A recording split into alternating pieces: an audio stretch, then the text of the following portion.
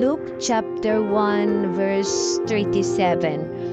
For with God, nothing will be impossible. May mga sitwasyon ka sa iyong buhay na tila ba imposibleng mangyari.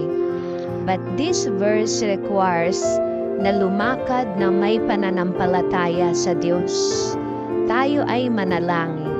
Ama namin sa langit, tulungan mo akong magtiwala sa iyong walang hanggang limitasyon, kapangyarihan at kakayahang gawin ang tila imposible sa aking buhay at sa buhay ng iba.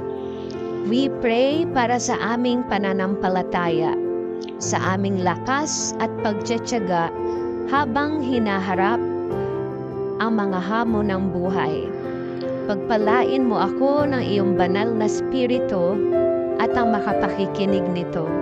Patuloy mo kaming gabayan habang kami umaasa sa iyong kapangyarihan sa pangalan ni Jesus. Amen.